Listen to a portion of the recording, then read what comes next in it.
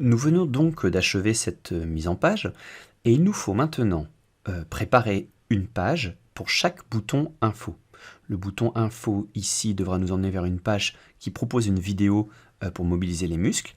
Le bouton info sur les connaissances nous proposera un exercice. Et ici, le bouton info sur propose ton exercice devra nous proposer une page où les élèves pourront produire et déposer du contenu. Donc il nous faut ajouter 3 pages dans un premier temps. Alors ça on sait faire, on va sur le bouton ajouter une page. Par défaut, il me propose donc les pages proposées dans le modèle que j'ai initialement choisi.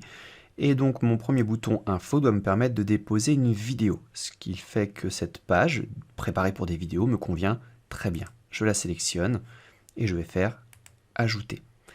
Elle va venir se rajouter juste après la page où j'étais. Donc elle est maintenant disponible. Alors je souhaite maintenant ajouter 2 nouvelles pages, une page pour mes tests de connaissances et une page pour que mes élèves déposent du contenu. Donc je vais faire la même procédure, je clique sur ajouter une page. Par défaut, il me propose donc les pages du modèle sur lequel je travaille actuellement. Et je vais en revanche aller voir les autres options possibles. Ici, j'ai le choix d'aller visiter les autres modèles Geniali. Donc importer une page qui ne fait pas partie de ce modèle initialement. Et je peux même aller jusqu'à aller chercher des créations, des travaux que j'ai déjà réalisés. Donc je vais aller dans modèle Geniali. De mon côté, là, c'est un quiz sur des connaissances que je veux faire, donc je vais aller voir dans le modèle ici, apprendre, voir ce qu'il me propose. Et dans ce modèle, je vais aller choisir par exemple ici Quiz End. Je sélectionne. La page qui me conviendrait bien serait peut-être celle-ci, où il y a un quiz, tout simplement. Je vais prendre la page là, et je vais faire ajouter. Voilà, donc là j'ai une page. Je voudrais avoir cette même page pour récolter les travaux des élèves. Et j'ai une option ici qui est, en me plaçant sur la diapositive, la bonne page, une option dupliquer, qui va me permettre donc de mettre en double cette page. Alors ce qui est intéressant de faire avant de dupliquer, c'est de vraiment configurer correctement la page, pour pouvoir ne pas faire le travail 2 fois. Donc là je sélectionne les éléments qui ne m'intéressent pas. Voilà, donc quand j'en ai plusieurs à sélectionner comme ça côte à côte, je peux aussi rester appuyé sur le bouton Shift, et vous voyez je vais pouvoir les sélectionner un à un, comme ça les éléments, ils s'additionnent, sans pour autant sélectionner ce qui est au fond. Je fais ensuite Supr, et je vais supprimer tout d'un coup. Ça, je vais le garder en titre. Ça va être par exemple mon quiz. Voilà, je vais placer mon titre ici. Par contre, je vais lui donner une taille plus conséquente. Voilà. Et maintenant que ma page est plutôt bien configurée, je vais essayer ici d'avoir l'espace le plus grand possible pour déposer mon contenu. Voilà. Je vais pouvoir dupliquer cette page en appuyant ici sur le bouton donc dupliquer. Voilà, je me retrouve avec 2 fois la même page. Je vais juste ici personnaliser le titre de cette deuxième page, qui est ici espace de dépôt. Hop, voilà, pour les élèves. Oui, on va pouvoir donc ici proposer leur exercice. Alors, lorsque je me retrouve avec des pages qui sont très similaires, ça commence à devenir intéressant. J'aurais pu le faire bien avant, hein, mais de nommer ces pages. Vous voyez que par défaut, elles ont un nom, et que je peux tout à fait aller les personnaliser. Donc ici, ce sera donc une page que je vais appeler connaissances, et en dessous, une page que je vais appeler espace de dépôt.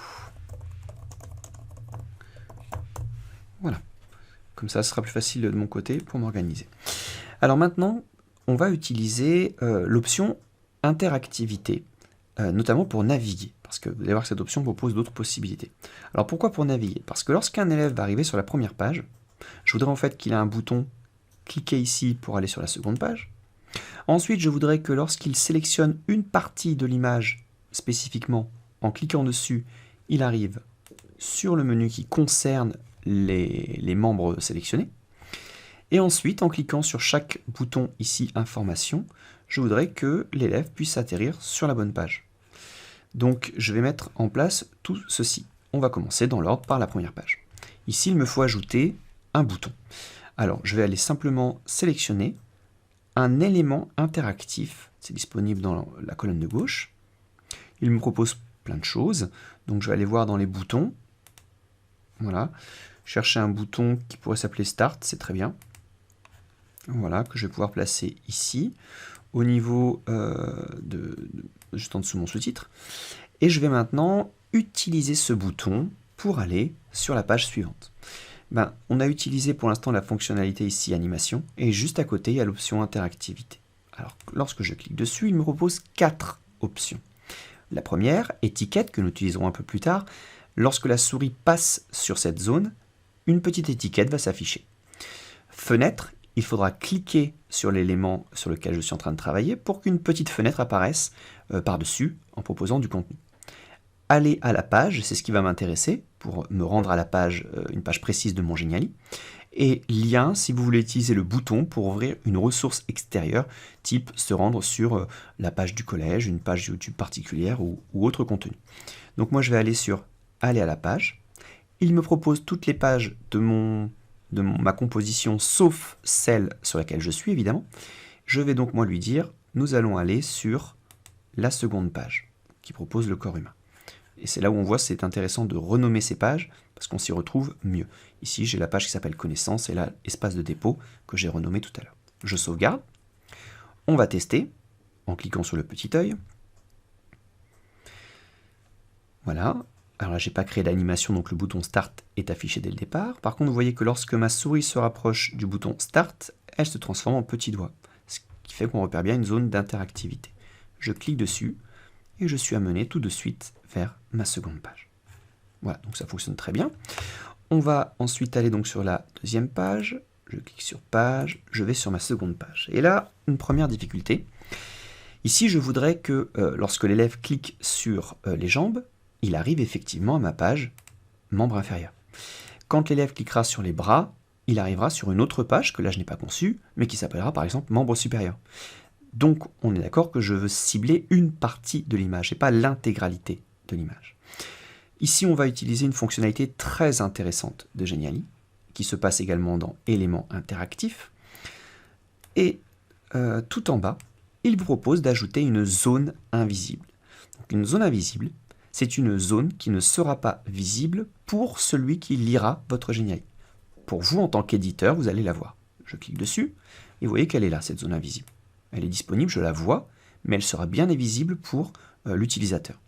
Donc moi, je vais sélectionner, par exemple, les membres inférieurs, ici.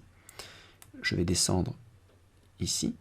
Lorsqu'un élève cliquera sur les membres inférieurs, je voudrais que cet élève se rende à ma page, les membres inférieurs, qui est juste en dessous. Là, on reconnaît, j'ai tout de suite le choix, je n'ai qu'une possibilité, c'est le bouton interactivité, puisque animer une zone invisible n'a pas grand intérêt. Je vais cliquer sur interactivité, je vais lui dire aller à la page, et on va cibler la page qui m'intéresse. Je sauvegarde. On va tester. Hop là. La page s'ouvre, le personnage apparaît, on ne voit plus la zone invisible que j'ai placée. Par contre, vous allez voir que lorsque ma souris va se rapprocher de cette zone, elle va se transformer en petit doigt. Elle a repéré la zone d'interactivité. Voilà, on le voit. Je clique dessus, et lorsque je clique sur les membres inférieurs, j'arrive bien sur la page qui concerne les membres inférieurs. Voilà. Il me reste ensuite à paramétrer les 3 boutons information. De la même manière que tout à l'heure, je sélectionne information. Je vais cliquer sur le bouton interactivité. Alors là, par défaut, une chose était déjà remplie par Geniali. Ça ouvrait une fenêtre qui contenait une vidéo. Ce n'est pas ce qui m'intéresse. Je vais lui dire, moi, ce qui m'intéresse, c'est aller à la page. Et ici, c'est se rendre à la page vidéo. Je sauvegarde. Ici, information. Je vais dans la page connaissances. Sauvegarder. Et enfin, déposer ton exercice. Aller à la page. Espace de dépôt. Voilà. Alors, je vous propose de se rendre sur la première page pour tester tout ça. Et voir un peu comment ça se passe. Je clique sur mon petit œil. Voilà. Je peux cliquer, donc je suis un élève, je peux cliquer sur le bouton Start, aucun problème. Je cible les jambes ici, aucun problème. Voilà. Et je veux voir ici les vidéos concernant les muscles, je clique dessus. Voilà. J'arrive sur vidéo, je peux consulter. Sauf qu'ici, si je veux maintenant retourner sur les pages précédentes, j'ai pas de bouton. J'ai en fait les boutons navigation qui sont là, mais qui sont là même depuis le début, et qui n'apportent pas grand chose, puisque au final, ce qui se passe, c'est que lorsqu'un élève est sur la première page, sans utiliser mon bouton Start, il peut passer à la page suivante. Donc nous, ce qu'on veut faire, c'est supprimer ces boutons de navigation, et on voudrait par contre ajouter des boutons qui permettent de revenir au menu. Alors ça se passe de la manière suivante, on va déjà rajouter les boutons. Donc ici, sur ce bouton, sur cette page-là, vidéo, je voudrais rajouter sur le coin à droite un bouton Home, ou Retour du moins, qui me permet de revenir à la page de menu des membres inférieurs. Ça se passe toujours dans Éléments interactifs. Ici, vous avez le choix maintenant entre plusieurs boutons. Je vais en voir plus. Je vais en cibler un comme celui-ci, la flèche là, qui revient vers l'arrière, me paraît très bien. Je vais la mettre sur le côté. Je vais l'agrandir un peu pour qu'on la repère bien. Interactivité. Et cette flèche doit me ramener à la page menu de mes membres inférieurs. Je sauvegarde. Et une fois que le bouton est paramétré, je vais simplement le copier.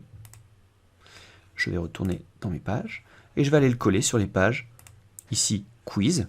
J'ai plus qu'à le coller. Il apparaîtra exactement au même endroit de la page que la page précédente où j'ai copié. Je vais ensuite dans mon espace de dépôt et je le colle encore une fois. Voilà, j'ai créé mes 3 boutons pour revenir directement à ma page membre inférieur. Ici, il va me falloir un autre bouton pour revenir cette fois à la page du corps humain, pour pouvoir sélectionner d'autres membres que les membres inférieurs. Je vais donc aller sur Éléments interactifs. Je vais prendre le bouton Home, qui paraît très bien. Je vais le placer ici sur ma bande rouge, lui donner une taille plus conséquente. Et dans Bouton Interactivité, aller à la page, je reviens ici au corps humain. Voilà, c'est parfait. Donc là, il me reste à supprimer les flèches de navigation à droite et à gauche qui vont apparaître lorsque je vais visualiser le projet. Ça se passe en bas à droite. Vous voyez que j'ai un bouton qui s'appelle Navigation. Je vais cliquer dessus. Par défaut, c'est standard avec le bouton de navigation à droite et à gauche. Vidéo, ça voudrait dire que les diapositives s'enchaînent les unes à la suite des autres sans que vous ayez la main sur le temps de transition quand vous êtes le lecteur. En tant qu'éditeur, vous pouvez le définir. Et microsite, c'est ce qui va m'intéresser. Ça veut dire qu'ici, il faudra cliquer sur une zone pour aller autre part. On navigue comme sur un site. C'est ce qui m'intéresse. Je visualise le projet en me mettant sur la première page pour voir si tout est paramétré correctement. Ici, je clique sur mon bouton Start. J'arrive bien sur la page du corps humain. Je clique sur les membres inférieurs. J'ai bien accès à tous mes menus. Je vais sur Informations ici pour voir ma vidéo. Je peux consulter ma vidéo. Je fais retour. Je reviens ici sur ma page menu membres inférieurs.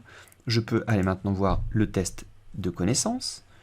J'ai le bouton Retour pour revenir ici. Donc je ne teste pas le troisième bouton Information ici qui, vous avez bien compris, fonctionne de la même manière. Et quand je clique sur Home, je retourne à la page de mon corps humain pour aller éventuellement sélectionner les membres supérieurs que là je n'ai pas paramétrés. Voilà donc une partie intéressante de l'interactivité pour naviguer dans Geniali.